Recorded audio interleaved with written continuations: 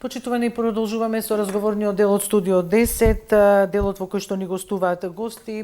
Први во Студио 10 ни се пратениците Миле Цеков од Знам. Благодарам, Цеков, што прифативте поканата и што се со нас во оваа емисија. И пратеникот Саша Јанчев од Левица. Јанчев, благодарам и вам што сте денес тука. Благодарам на поканата.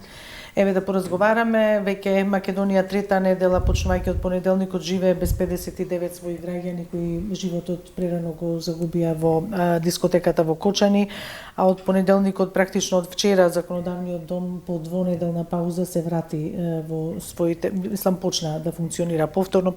Дали сметате дека ова е квалитетен, како да кажам, квалитетна пауза, квалитетен корисен маневр што си го даде законодавниот дом во врска со оваа трагедија, бидејќи слушнавте какви се реакциите во јавноста, а од друга страна знаеме дека собранието е во постојано заседание.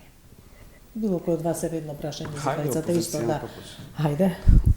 Па не знам дали може ова да се нарече квалитетен корисен, мислам како корисен, да, корисен.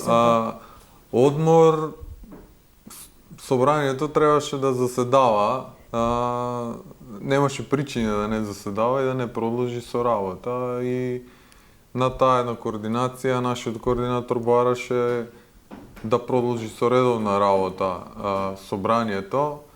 На дневен ред по распоред требаше да се случат пратенички прашања и координаторите на останатите политички партии не сакале да има пратенички прашања, иако било инсистирано од нашиот координатор и биле уверувани дека, имајќи ја предвид ситуацијата, се ќе биде достоинствено. Сепак на крај на денот луѓе сме, знаеме што ни се случи, тоа е одбиено и решено е на крај да не се работи. Се појави едно двојство на информации во јавноста дали и Левица пристапила кон консензусот на другите партии што го изградиле во законодавниот дом за тоа да се има нели една па уште една недела како пауза. Нема никаков. Што е точно или не е точно, да. Тој наводен консензус изјасни јавно и нашиот координатор, нема консензус, он јасно барал да се продолжи со работи и со пратенички прашања. Останатите политички партии, координаторите не сакале да има пратенички прашања, затоа што се во незавидна ситуација. На претходната власт им се десија Бесо-Транс, Дурму-Турс модуларна, на сегашната власт им се десија поплави во Стајковци и сега овој пожаров со дискошталата, и целата крајна на ова беше да се побегне од пратенички прашања. Цеков? Добре, јас најпрво сакам да изразам длабоко искрено сочувство до фамилиите на загинатите и на повредените, да им посакам што побрзо да заздрават и се вратат живи и здрави во своите домови.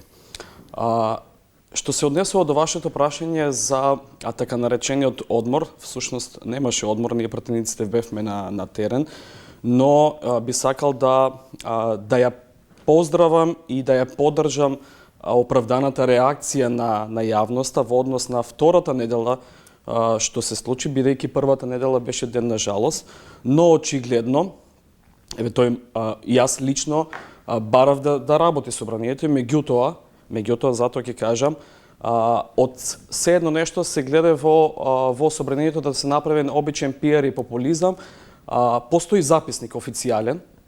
Така, јас сум информиран од сите координатори на пратенички групи, постои официјален записник, каде што консензуално сите координатори на политичките партии консензуално едногласно одлучуваат да нема втора недела седници, пленарни седници. Да продолжи понатаму. И мислам дека од овие сензитивни моменти не треба да се прави обичен пиар и чист популизам. Да, оправдана, пак ќе кажам, оправдана е реакцијата на граѓаните, меѓутоа треба да се издигнеме од овие дневно-политички теми, и ако било консензуално одлучено на сите политички координатори на сите политички партии, тогаш требало да ја почитуваме. Добро, велите дневно-политички теми во смисла затоа кажувам дека има официјален записник. Ама координаторот на Левица има официјален записник, излезе или денес, најдоцна до утре. Всушност има Facebook статус координаторот на Левица каде што кажува дека собраниските пленарни седници се откажени. Така. Добро, може би така утврдиле координаторите нека на се изјасни пратеничките колегата групи. за записникот, нека се изјасни денес или утре. Ама еве денес или утре ќе излезе. Тој записник треба да има координација да се усвои тој записник, баш ме Па занима имало што координација. Па немало уште координација, вчера немаше координација, не сте информирани. Ја кажувам за тогаш, не за вчера. За тогаш, записникот од претходната координација кога е договорено да не се работи уште една недела, се усвојува на наредна координација пратеничките групи немале. Баш ме занима мене тој фамозен записник со кој што се перчат од власта. Јасно ни е кажано од нашиот координатор дека он побарал да се работи редовно. Сите координатори решиле да не се работи затоа што сакале да побегнат пратенички прашања. Не сакале ни на сон да помислат да има пратенички прашања во оваа ситуација, кажав причините што се, затоа што и на двете партии кога беа во власт им се десија трагедии и да не се разбереме грешка. Бега од тешки прашања. Грешка, ја мислам ние немавме никаков ништо против да не се работи втората недела од собранието. Ние немавме апсолутно. Па надвор од памета реално да не се работи, кога цела Македонија работеше, зашто ние да не работиме? Не знам зошто ние да бидеме привилегирани. Добро, може би координаторите така пресметале да не се сведе нели работата на законодавниот дом, баш она што рековте вие како дневно политички препукувања, па да се долее дополнително масло на огнот на оваа голема жал и трагедија. Како и да е, се надеваме дека ќе постасате со обврските пред вас, бидејќи треба да се менуваат многу закони што се однесуваат и што директно поврзани и со текот на истрагата што се однесува на овој немил настан. Она што второ во јавноста се коментираше дали се пратениците ако не работат 2 недели, дали ќе си ја преполоват платата. Левица излезе и кажа уште тогаш тие први денови дека над половина од платата, ако добро се сеќам, ќе ја донираат на семејствата на жртвите или инаку нема цена, нема најмалку финансиска некоја поддршка што би можела да им ја надомести таа загуба. Не знам дали е како генерален став на сите пратенички групи од собранието околу платата, можност за донирање на платата или да земете само половина плата за 2 недели, за половина месец работа. Половина месец, сега вас ве прашувам, па потоа видете, во разговорот што го имав јас со еден член од фамилијата на загинатите во Струмица, тој ми јасно ми укажа дека да, покрај финансиската потреба која што им е потребна на сите фамилии, тие бараат правда. Што се однесува до донациите, јас мислам дека не треба да во овие сензитивни моменти не треба да собираме дневно политички поени врз грбот на настраданите, да ние како политичка партија и личен став веднаш заземавме и дониравме, еве јас од половина од мојата плата ја донирав, но сметав дека не треба да го направам тоа јавно, бидејќи периодот беше многу сензитивен и осетлив и треба еднаш за секогаш да се издигнеме од овие дневно политички теми и да не собираме ефтин рейтинг на такви настани. Не, јас не зборувам околу донацијата и тоа, меѓутоа ако работите на друго место за половина месец ќе добиете половина плата. Само тоа бе прашав, да. Апсолутно, и затоа има консензус во рамки. Независно дали некој ќе донира, мислам во оваа ситуација дали некој полу од платата ќе ја донира или било. Апсолутно. Има консензус во рамки. Тогаш би ја донирале половината што би ја зеле. Бидејќи една половина не би требало нашата пратеничка група секој во рамки на својата можност ја донираше пола од својата плата. И тоа не го направивме јавно, оставивме да... Апсолутно, тоа не е ни за јавно, имате прилика па го зборувате, тоа мислам нормално на моје прашање. Јанчев? Ние, како пратеничка група, решивме дека не е одговорно пола месец да не се оди на работа, да се земе цела плата и затоа решивме пола плати, тој повеќе од пола, 60% му доаѓа некаде, да ги донираме. Свесни сме дека донациите не се решение. Ако беа донациите и милостињата решение, светот немаше да има проблеми. Нашата објава не е со цел за политички поени, туку е со цел да се направи јавен притисок и врз останатите колеги, затоа што нема таков консензус. За да не се земе во собранието, да не се така? земе пола плата, затоа што е неодговорно. И во иднина се надеваме дека кога ќе треба премиер да лета со чартер лет, дека ќе собираме донации, кога ќе треба влада да јадат папаја и манго и аспарагус да собираме донации, а од државен буџет да си го средуваме здравството, да не собираме донации за лечење. Значи, да, политички е потегот и има крајна цел да се направи притисок врз нашите колеги. Но велите досега нема таков генерален заклучок претениците за овој месец да земат само Нема, слушнав дека одредени партеници, партенички групи донирале по 100 евра, иако се пофалија перфидно преку бочни нивни канали дека нешто многу донирале. Добро, одиме на ова што е актуелно. Вчера собранието го донесе, мислам, во прво читање законот кој што нема да дозволува пиротехника во затворен простор. До синоќа работеше законодавниот дом, тој сега денеска треба да помине повторно на соодветна комисија собраниска, па да дојде на второ читање. Така? Не, заврши законот. Или заврши веќе тоа како... Да, помина, беше по скратена постапка, помина на пленарна потреба од скратена постапка, помина на комисија, синоќа помина и повторно на пленарна, тоа е усвоен закон. Веќе е усвоен закон. Океј, денеска најавивме дека пресконференција ќе има лидерот на опозицијата. Зошто го кажувам ова? Бидејќи имаше иницијатива од нивна страна да се формира лидерска средба, веројатно поттикнати од овој немил настан во Кочани. Дали што мислите вие за лидерска средба, бидејќи има сега и повторно двојство во јавноста, што ќе ни е собрание ако битни прашања се решаваат на лидерски средби надвор од собрание? Какво е вашето чувство како пратеници? Дали законодавниот дом треба да е местото каде за се треба отворено да се разговара и да се носат решенија? Видете, нашата улога како пратеници е, и сами знаете дека е впишана и во уставот, тоа е да носиме законски решенија, да ратификуваме меѓународни договори, да вршиме надзор и контрола врз работата на владата, но пак ќе напоменам, и јас лично сметам дека треба да се иницира надзорна расправа или некоја анкетна комисија за да се утврдат фактичките состојби за трагедијата, тоест настанот што се случи во Кочани, овој корумптивен систем што го создаде во Кочани. За анкетна комисија сте за, не за лидерска средба, ако ви разбрав така? Апсолутно.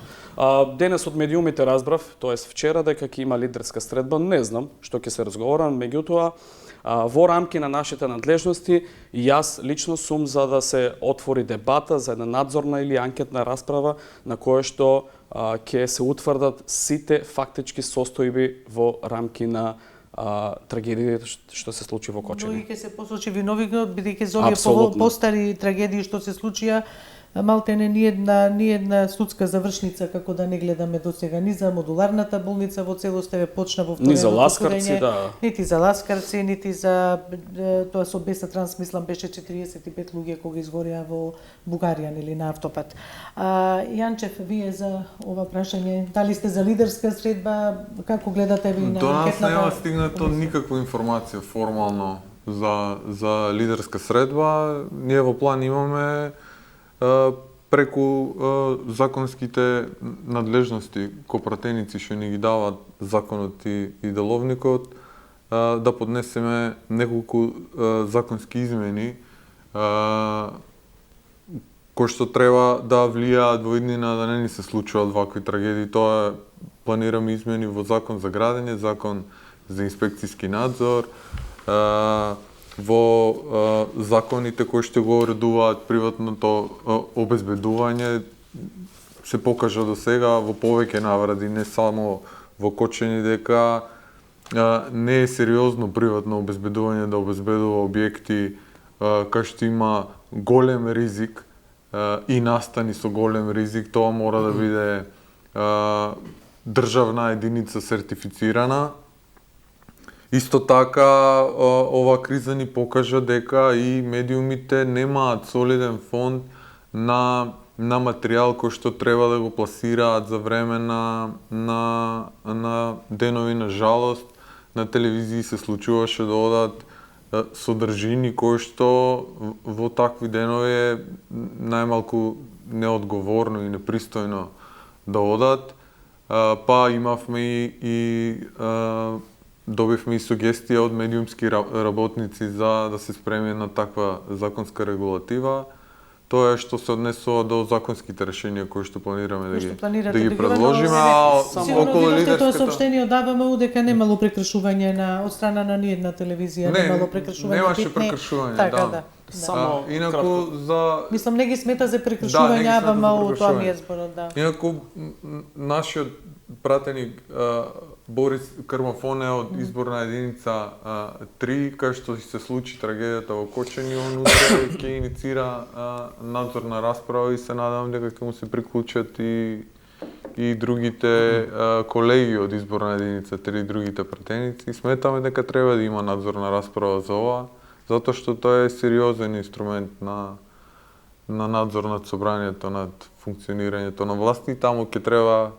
Се надам дека сите ќе се приклучат. Ќе видиме, битно е, ние сме отворени за соработка и за надзорна и за анкетна. Ќе видиме што би било. Да, комисија со сите овие нели теми и власта што ги побара да се разговара за оваа ситуација, меѓутоа да се разговара за сите кои што имаме во даден момент гинење на поголем број на луѓе, на наши граѓани. Па да, ние војна имавме, толку луѓе не изгина.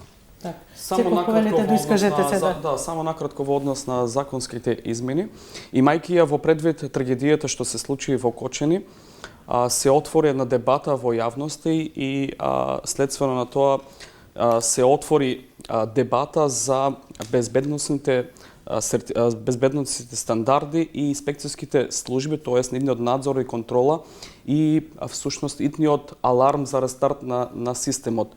Јас мислам дека во моментот треба да има комбинација од законски измени на адхок решенија и долгорочни темелни реформи системски. Во поглед на адхок брзите решенија, мислам дека овие вчера што се донесува беа сосема во ред. Законски измени во делот на пиротехника, каде што се забранува употреба во затворени простории, се зголемуваат казните за присуство на малолетници, но мислам дека во наредните денови треба да ние како пратеници размислиме и да иницираме брза измена на законот за угостителство во овие фамозните минимални технички услови, каде што мене ми е несватливо како може со измена на законот во 2008 година самиот барател, тоа е собственикот на кабаре, дискотека или било што да е, да сам тој пополнува дали ги исполнува минималните технички услови. Според мене тоа е несватливо и веднаш треба да тој да си го подпише, да си го подпише. Тоа за мене е несватливо и веднаш треба да пристапиме кон измени на овој закон. Меѓутоа за оние долгорочните мислам дека треба да се стави акцент на поголема независност, обука и опременост на инспекцијските служби, но исто така и да се зголемат казните за непочитување на безбедносните стандарди и имплементирање. Ние имаме, јас мислам дека имаме добра законска регулатива и добра законска рамка, меѓутоа недостасува нивна имплементација на терен. И нивно спроведување, нели тие што земале плата за тоа да вршат контроли и да тоа не вршеле контроли. Апсолутно. Мене ова трагедија за жал воопшто не ми изненадува и ова не е за жал случајност, не е инцидент. Тоа го покажува фактот дека веќе имавме само такви трагедии и оваа трагедија е генерално последица на испреплетеноста на политиката и на бизнис интересите. Тоа е оној фамозен систем кој што сите го споменуваат и тој таков систем на испреплетеност на политиката и на бизнис интересите се гради 30 години од сите досегашни политички чинители кои што се и денес активни, но доминантно од двете најголеми партии, ДПМН и СДС. И кај е проблемот? Проблемот е што политиката не треба да биде во симбиоза со бизнисот. Политиката треба да биде контратежа на бизнисот, затоа што трговците и производителите имаат една единствена цел. тоа е профит и они кон таа цел не бират средства. Во нивната работа кон остварување на таа цел не ги занима никаков јавен интерес, здрава животна средина, ништо од тоа не ги занима.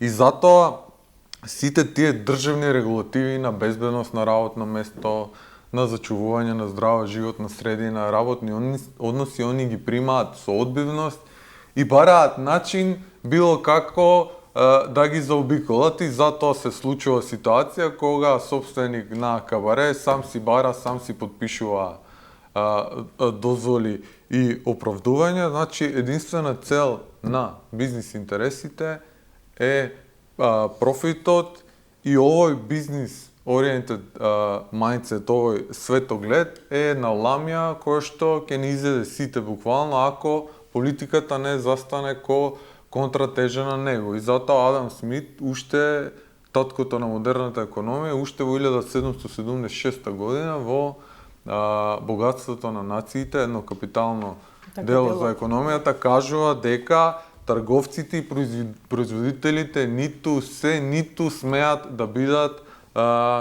владетели на човештвото. Нивниот светоглед е таков, за нив профитот и работата не се средства за благосостојба, ами тоа е средство само за себе, единствена цел. Се друго е нус продукт и затоа го добиваме ова што го добиваме. Јас само дополнете уште едно прашање во контекст во контекст на колегата. Да, се согласувам и јас во делот неговите тези. Сите ние 30 години живееме во една дискотека наречена Македонија. За жал, во овие 30 години дозволивме да се создаде еден коруптивен систем каде што граѓаните очајно бараат владење на правото и правда и борба против организираниот политички криминал и корупција. Не борба против криминалот и корупција за 10 кебапи или за не знам што, не. Во овие 30 години ние не видовме борба против организираниот политички криминал и со тоа ние ја нахранивме да може да се случи оваа трагедија не само во Кочани, и во Ласкарци, и Модуларната, и во Бугарија, и за жал, никој не понесе одговорност. Граѓаните веќе немаат трпение. Затоа мора час поскоро сите да се впереме прз во глава и едноставно да се запрашиме кон каде одиме. Секоја политичка партија, политичките елити, секоја година од година само ветуваат реформи, борба против криминал и корупција, меѓутоа, за жал, на терен состојбата не е таква. Затоа апелирам до поголемите политички партии час поскоро да ставаат акцент на борба против криминалот и корупција, владење на правото и да можеме да ја вратиме надежта конечно на младите, на граѓаните да не се иселуваат. Дали сметате двајцата дека баш за една бескрупулозна борба со митото, корупцијата и организираниот криминал ќе се случи ако СДСМ и ВМРО-ДПМН се договорат за еден заеднички практично кандидат за градоначалник на Кочани? Јас мислам дека двете политички партии се договорија за измените во кривичниот законник, каде што се оној фамозниот член 353 се намали казната за злоупотреба на службена должност, да. Измените на тие измени што според мене ова што се случи во 2022 мислам година беше измена на кривичниот законник, според 23-та се извинувам, според мене е несвојствено. Реагираше цела јавност, цела Европска унија, затоа мора подитно да работиме на измена на нов кривичен законник. Мислам дека Министерството за правда работи и е во крајна фаза. Имајќи во предвид прашањето што ви е за заеднички кандидат, не знам, треба да одговори некој од представниците на ВМРО и СДСМ. Ние наш заеднички кандидат ќе немаме. Тие треба се одговорат на ова прашање. Не, бидејќи имаше и сигурно и вие сте ги прочитале тие информации во јавноста дека двете партии кои што најдолго биле на власт во земјата сега се договараат, можеби повеќе како еден кандидат кој што треба да ги анулира сите досегашни неправилности што биле направени од кадрите на едната или на Станува другата збор за партија. Кочани да биде За Кочани, заеднички кандидат за градоначалник со цел нели да како некое помирување, не знам што е целта тоа, мислам дека од лидерот на СДСМ од Филипче дојде како предлог. Видете, во ВМРО Кочани него отфрлиан блок, лидерот на ВМРО ДПМН и премиер Мицкоски во неделата баш одговори на тоа прашање, рече да види прво што е идејата, натаму ќе се изјасни. Во Кочани нема да дека се не е сега помери, моментот. во Кочани нема да се смири, нема да се помери состојбата, не заеднички кандидат да дојде од ВМРО и СДСМ. Не знам кој да дојде, мислам дека таму уште долги години ќе тлее оваа тага и болка што се случи. Луѓето таму бараат правда, не бараат заеднички кандидат. И сите граѓани во Македонија бараат правда. Јанчев, ајде уште вие за Оваа симбиоза на политиката и бизнис интересот најдобро се гледа преку тендер системот. Тоа е еклатантен пример како тоа функционира. А ние видовме дека сред денови на жалост тендер системот си функционирал перфектно. Значи ова е се една голема маска да очекува човек од партии кои што го создава овој систем на симбиоза меѓу политика и бизнис интерес, дека сега тој ист систем на кој што они живеат и вереат дека ќе го сменат и ќе го уништат, тоа е нереално, затоа што тоа е еквивалент на нивно самораспуштање. Ние видовме дека сред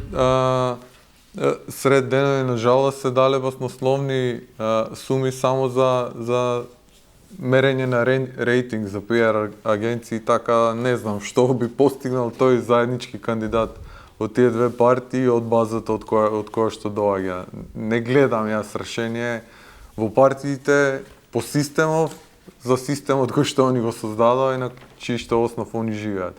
Тоа се две бизнис партии, олигархиски партии. Значи, научна фантастика е дека они ќе бидат контратежа на бизнисот. Така. Одиме кон втората нели група на прашања, тоа е протестот на ССМ денеска, нели точно напладне во 12:05 практично ќе се одржи протестот на ССМ. Дали кога дојдовте на власт, нели и новиот парламентарен состав и новата владеачка гарнитура, очекувавте дека за толку брзо ќе се излее работничкото незадоволство на улиците на главниот град? Па не дека е брзо. 9 месеци колку има. Они синдикатот е константно секоја година активен. Ова е малку подрани сега, не е за 1 мај, затоа велат требаше за 1 мај да се протестите. Ако мислевте дека требаше да го чекаат 1 мај, да, но они во континуитет години назад го прават ова. Сега тоа што не е одговара на власта баш сега овој момент, тоа е проблем на власта, но ова што сега се случува со синдикатите не е нешто ново. Тоа е класичен by the book пример на разбивање на синдикати и тоа оди во неколку кораци. Прв корак е карактерна дискредитација на синдикалните лидери. Значи се обвинуваат синдикалните лидери за корупција, лошо управување, неетичко однесување и тоа се оди преку контролирани медиуми. Втората етапа е властите тврдат дека синдикалните лидери се политички мотивирани или работат за опозиција, дека не ги представуваат за опозициони партии, дека не работат за интереси на работниците, дека застапуваат радикални идеологии или се навлегува во оној концепт на страховлада, кога се наметнува наратив дека работат за странски сили, странски служби. Еве сега ние со протестите веќе влеговме малку во тој концепт на или српско сценарио шарена револуција, иако не постојат нити основи, нити причини надвор од притисок за таква работа. Третата етапа е власта создава слика за синдикалните лидери дека се елитисти, отугени од работниците, дека се привилегирани бюрократи кои не застапуваат вистински проблеми на обични работници. Еве ние имаме еден наш колега од владеачкото мнозинство кој веќе јавно почна тоа да го прави, да вади, значи колегата со 1700 евра плата и уште толку патни трошоци и сите бенефиции обвинува синдикални лидери дека земаат не знам, огромна плата од 50.000 денари, што во сегашните услови на инфлација 50.000 денари, не знам колку е голема плата. Четврта етапа се клеветнички кампањи во медиуми со фризирани негативни приказни, она сечено, лепено, монтирано од изјава на синдикати. И петата етапа е кога најмали судари внатре во синдикатот, владата ги користи за да поддржува фракции и за да прават внатрешни фракции. И тоа веќе се случува во Македонски пошти, директорите правеле вакви фори. Во водостопанство директорите ги терале вработените да се префрлат во друг синдикат, во Македонски шуми, им фрлале пристапници и инстапници. Значи ова се функционира и ова е веќе видено. Ови 5 точки или ова е веќе видено. Ова е по книга. Ова е по книга на десничарски влади на разбивање на синдикати. Имавме процеси на репрезентативност на синдикатите, нели се мерат кој синдикат, таа комисија мислам дека се формира од страна на владата, меѓутоа еве немаме епилог нели со нивната валидизација кој е репрезентативен синдикат и ова се случува во некое време, не време, како да кажам, во некој вакуум простор кој никој од синдикатите нема црно на бело параф дека да, ти си оној варијабилниот или репрезентативниот синдикат за преговарање со него. Сметате дека и тоа не е ништо случајно и во сето тоа? Не е ништо случајно, значи ова историски го имаме ние изнагледано и тоа не треба многу далеко да одиме. Во 2023 во Полска власта ги напагаше синдикалните лидери преку државна телевизија, ги нарекуваше агенти на опозицијата. Тоа е на втората точка што ја спомнав. Во 2019 во Франција кога беа реформите за пензија, кога станаа големите протести, власта ги обвини синдикалните лидери, ги нарече саботери на економијата. За време синдикатите не се омилени за една власт, така? Не, за десничарските власти не се никако омилени и ова го имаме изнагледано и ова што сега го прави власта е класично саботирање и разбивање на Инаку ставот на левица околу минималната плата е дека може нели 500 евра таа треба да изнесува, така со нели работодавачите да бидат ослободени од по формулата што даваат синдикатите. Ние имаме 250.000 луѓе што земаат плата до 32.000 денари и 300 и не знам колку илјади под просечна плата. Тоа е страшно. Тоа е страшно и тука преку оваа борба на власта со синдикатите баш се гледа онаа симбиоза меѓу бизнис интересите и политичките елити. Не ги занима јавен интерес, ни само за барањата на синдикатите. Видете, минималната плата е регулирана согласно закон и општиот колективен договор кој е инкорпорирана формулата уште во 2022 година.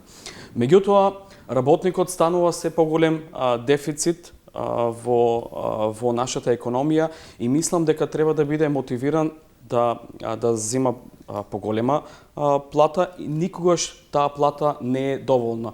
Мислам дека владата требаше да размисли да ги субвенционира или да го поддржи делот на придонесите за пензиско и инвалидско на компаниите во делот на разликата за во делот на разликата за зголемувањето, да. Затоа што просечната плата кај нас во нашата држава расте во последните 12 месеци и во номиналниот и во реалниот дел, меѓутоа минималната плата не расте. Но кога се однесува за минималната плата, мора да напомениме дека проблемот со минималната плата мора да биде врзан и со продуктивноста, затоа што ние мора да работиме на зголемување на домашното производство и зголемување на извозот за природно да може да почнат да растат платите. Да, јас ја поддржувам иницијативата, мислам дека, пак ќе напоменам, дека требаше да се размисли само во делот на компаниите да им се даде поддршка во зголемувањето, во поддршката на придонесите за зголемените за зголемата плата. За таа разлика. За разликата, да. Така, за разликата. Вие предложивте неколку предлог закони од областа на трудовото право, меѓутоа не наидоа на поддршка ниту еден, мислам, во законодавниот дом. Ме интересира повторно околу синдикатите. Зошто го излеа овој гнев, бидејќи владата донесе на седница одлуката за последното покачување на минималецот, синдикатите реагираа зошто тоа не е направено во оној форум заеднички што го имаат економско-социјалниот совет и зошто и тие не биле повикани, нели, или не бил свикан, нели, економско-социјалниот совет, за да може сите заедно, и работодавачи, и бизниси, и работници да седнат и заедно да разговараат на оваа тема за покачување на минималната плата. Па затоа што на десничарските влади синдикатите им се вишек работа, не им се умилена работа. Они гледаат да ги игнорираат по секој можен основ. Не да ги игнорираат, влезени се во целосно сценарио за нивно разбивање и мене ова воопшто не ме чуди. Воопшто не ме чуди. Власта тргна така, успеа за неколку месеци да се скара буквално со сите и не знам. Докаде ќе оди ова? Може ли да предвидите докаде ќе оди? Не знам што им е во план на синдикатите.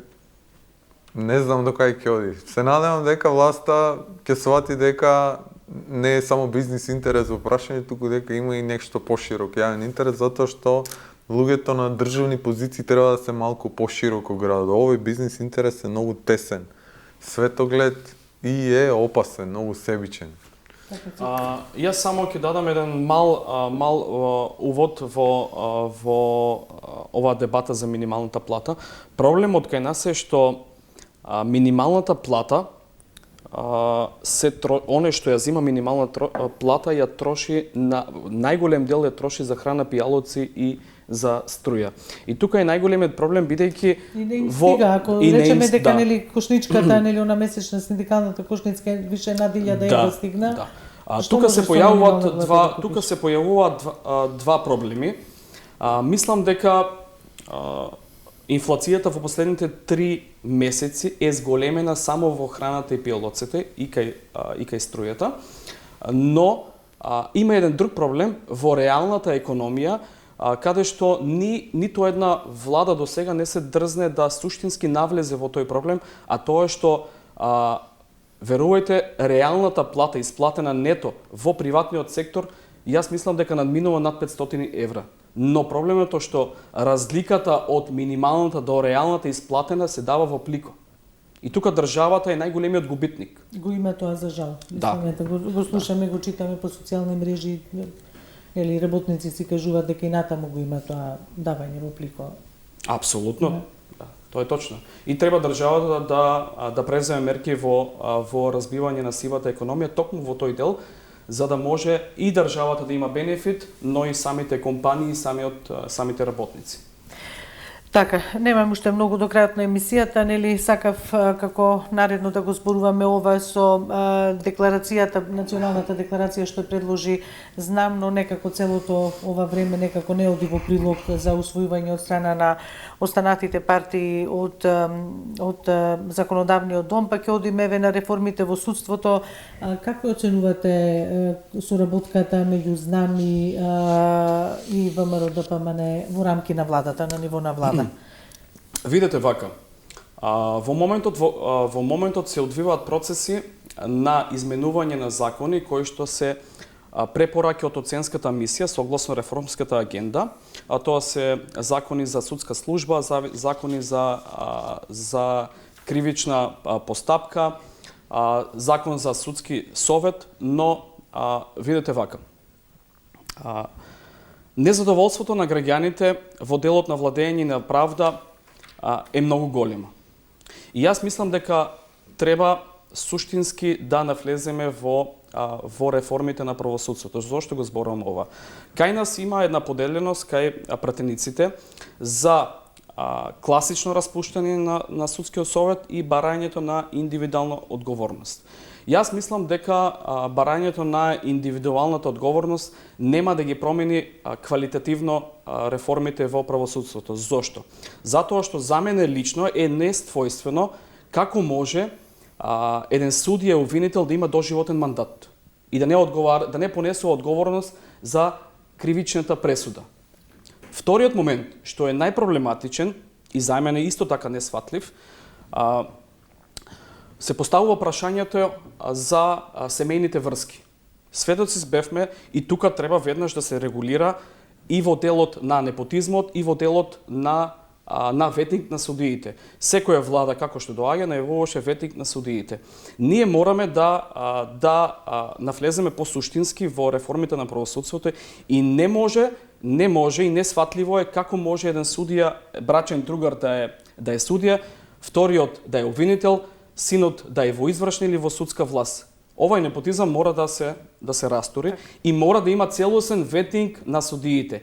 Ако ги нема овие суштински реформи, мислам дека без значење ќе бидат сите други аспекти. Алудирав на ова што синоќа во еден телевизиски настап Милошовски, претеникот од ВМРО ДПМН, условно речено удри по министерот за правда Филков, кој од редовите е назнам, дека имал слаб придонес за областа со која раководел, дека слаби перформанси имал.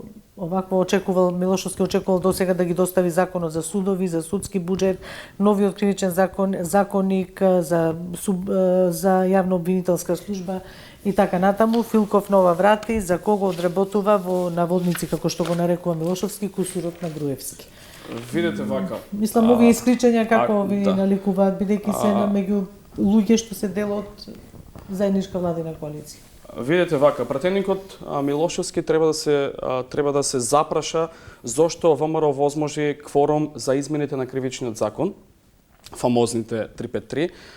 Што се однесува до министерот Филков, јас мислам дека во моментот се работат на низа измени на закон кои што ќе овозможат темелни и суштински реформи во правосудството и можеби е добро да почекаме месец до два, но да се донесат квалитетни и суштински закони. Еве во моментот се изработува нов закон за судска служба, поставење на ЕНЕР, се отвори канцеларијата на Комисијата за паричен надоместот на жртви од кривично насилство, се изработува нов кривичен законник, се поништи одлуката на претходната влада за зголемување на нотарската тарифа, после 8 години комората за вештачење стана функционална.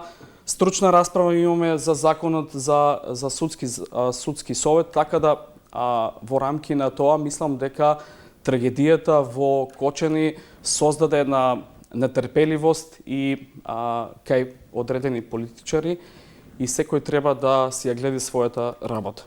Така, Јанчев, вие што имате за околу процесот на реформи, што ќе придонесат конечно стартување на борбата со организираниот криминал и корупција? Ништо нема да донесат. Колегата многу убаво зборува, ама заборава со која е во власт, дека е со ВМРО ДПМН е во власт. Те да видите каква е сликата во судскиот совет. Тоа најубаво го опишува оној. Вчера имаше став дека нема да си заменува советот, дека оној пример на 5 члена. Оној пример од 2023 кога се скара Весна Дамева и судијата Енвер Беџети затоа што овој ги криел предметите за прислушкување на Мијалков за да застарат. Тоа се случи од 2023 и еве се што се случи таму за да доловиме што се случува до ден денес во судски совет. Значи Дамева е цел живот, CV-то нејзина, цел живот е приправник и стручен соработник. Во време на СДС она станува член и председател на судски совет. Значи она нема дилема, она е од оние од тефтерчето што излегуваат, е партиски кадар. И кога се скара со Беџети, затоа што Беџети е пак кадар на ДПМН и на ДУИ, он затоа го криеше предметот на Мијалков за да застари. На Беџети CV-то е што бил секретар во општина Боговиња, за разлика од другиот бил малку и адвокат. За судија го бираат во време на ДПМН и ДУИ, во време на ДПМН и ДУИ станува и судија на апелационен суд. Син му добива диплома од Академија за јавни обвинители и суди во она популарна клапа, кај што беа син му на Џафери, не знам, жена на Муцунски и кој се не. И поради судирот партиски за Мијалков, со беџети, тогаш па во одбрана на беџети влезе судијава, заменикот председател на судски совет Салија Адеми, во присуство на Дамева, не знам дали се сеќавате, он си свика седница за разрешување и си констатира разрешување. Адеми е исто така кадар од време на ДПМН и на ДУИ, цело време си шета од фотелја во фотелја. Во 2013 станува член на судски совет. СДС и ДУИ потоа во 2019 го прават заменик председател и ова не е се. Тогаш во ова шема влези америчката амбасадорка, ова ја обвинуваше дека криела писма Дамева во кој што америчката амбасадорка се жали дека се затешкуваат предмети. Да скратам, long story short, од СДС, ВМРО и ДУИ не очекувам никаква промена во судски совет и во судството. Накратко само блиц, дали се подготвувате за локалните избори? Апсолутно да се подготвуваме за локалните избори. Ќе настапуваме самостојно и мислам дека во сите изборни единици Не во коалиција, така? Не. Мислам, ние ќе имаме самостојни советнички листи, така, за кандидатите за градоначалници. За кандидатите таму ќе се поддржувате. Не знам, се уште не знам. Последното, вие не немате информации, последното гостување на Максим Димитриевски кој што беше пред 3 недели. Јас само едно рече дека за општина Центар се преговара со ВМРО за поддршка на кандидат на ЗНАМ за општина Центар овде во Скопје, да. Почитувана Мирјана, јас само знам дека од изборните единици каде што доаѓам јас, мојот роден град, дека советот во општина Струмица во наредните локални избори ќе зависи од ЗНАМ. Тоа го знаете сигурно, да. Така? Добро, ќе видиме, ќе ве држиме за збор. Јанчев, дали го искристализиравте кандидатот за град Скопје или Левица донесе ли конечна одлука дали ќе оди со свој кандидат за Скопје? Тоа е уште се е во фаза на развој, ќе видиме, рано е, се спремаме на големо. Ќе видиме, рано е да кажуваме се, има кандидати, ќе треба да поминат тие кандидати низ филтри. Така, добро. Океј, благодарам што бевте дел од студио 10, Цеков и Јанчев, за актуелните случувања, за политиките што се водат. Вие најавивте нели предлог закон измени за нешто што би можело телевизиите да ги санкционира кога нудат или не адаптираат соодветно на моментот својата програма.